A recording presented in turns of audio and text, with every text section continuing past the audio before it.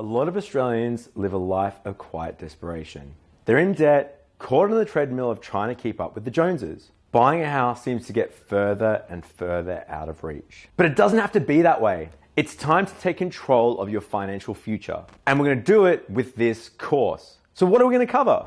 One, we're going to go through the importance of your money mindset and the invisible scripts that are holding you back.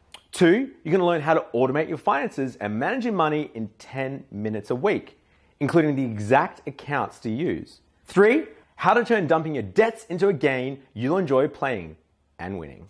And four, how to save up for a deposit for your first home from zero to deposit in as little as 20 months or less.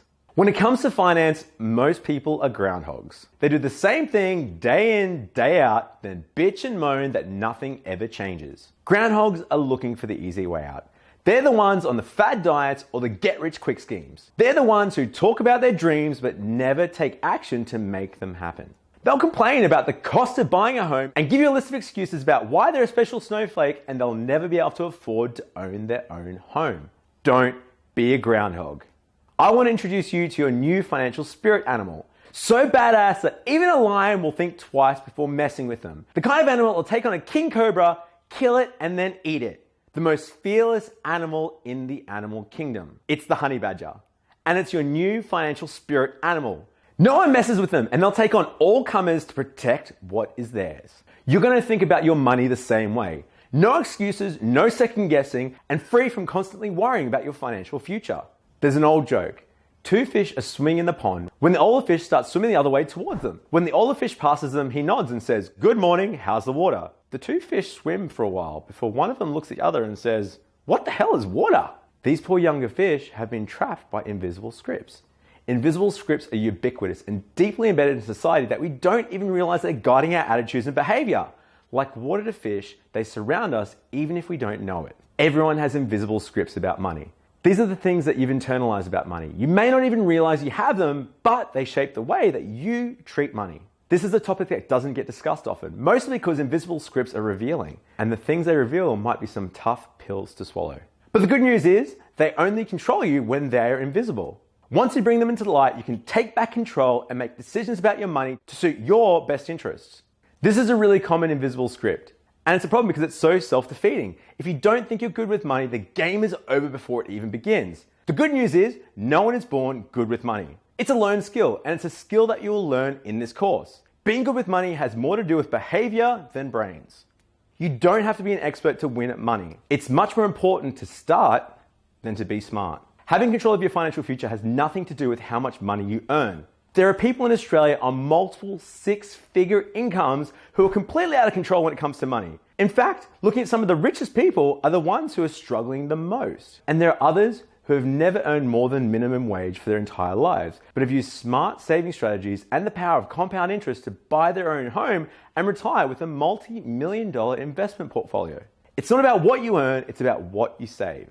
It doesn't matter how old you are, whether you're just starting out or you're approaching retirement, there's no point beating yourself up about money mistakes you made when you were younger. The best time to plant a tree is 20 years ago. The second best time to plant a tree is today. The average life expectancy in Australia is 82 years. How old are you right now? Subtract your current age from this number. Now you have a rough idea of how many years you have left on this planet. What are you going to do with them? Are you going to continue to stress about money and feel out of control of your own life? Or are you going to step up and take action? Listen, I get it. Things are pretty tough right now. Our generation has already lived through the GFC, and now the coronavirus pandemic means that we're going to have a rough time economically for the next few years. You can't let that be an excuse. The economy is always going to have ebbs and flows, but the economy always recovers. And the reality is, it doesn't matter what the economy is doing, you're still going to be better off financially if you implement the steps in this course, whether it's in good times or in bad. More millionaires were created in the Great Depression than at any other time. And the ones who did become millionaires back then weren't the people who gave up because the economy is in the toilet. They were the people who stuck to their guns and did the work. There are plenty of other invisible scripts that you might have about your money, and it's worth spending some time thinking about what your invisible scripts are. But no matter what your situation, no matter what your invisible scripts are, excuses aren't going to save you when you hit a financial emergency. Excuses aren't going to change your bank balance. Excuses aren't going to set you up for retirement and keep you financially secure through life's ups and downs. The thing that is going to bring you control over your money and your life is by taking action. It's hard to admit that you're not as financially successful as sorted as you tell yourself you are. But once you do, and once you commit to making progress every day, you're already free. Financial freedom isn't about your bank balance or what house or car you have. It's a mindset, knowing that you're taking action to care for yourself and your loved ones. This course isn't for entertainment, it's for doing. Just watching this course isn't magically going to change your finances. You need to do the work. Whenever we start something new, it's easy to get excited and try to do everything at once. Think about your New Year's resolutions. On the 1st of January, you're committing to losing 10 kilos, exercising every day, and starting a new side hustle. And it typically goes like this. You start out with great gusto, and for the first few days or weeks, it goes really well. But soon enough, it falls apart. And part of the reason this happens is that we try to do too much at once. The path to financial freedom is a marathon, not a sprint. So you need to start at a sustainable pace and keep ticking off your goals one at a time. And that's why we'll be tackling this one step at a time. Having a regular time that you and your partner check on your finances is super important. It doesn't have to take a long time, and it keeps your eyes on the prize, financial freedom. For the next 3 weeks, you're going to schedule your date night once a week. Each week, you'll be implementing one of the steps in this course. After that, we'll move to monthly check-ins. If you're single, you could work through this course together with a friend or family member, or just fly solo. And if that's the case, you don't need to set up a date night if you don't want to, but it makes it much more fun if you're doing it with someone else. And the reward of eating a nice dinner with your significant other is a good incentive to get it done. It's super important that you schedule this date night right now. I'm deadly serious. Stop this video, get out your calendar and set a time and a date for you and your partner or for yourself. Remember, this course is about taking action. That's all right. I'll wait for you to do it. Setting that time? Cool.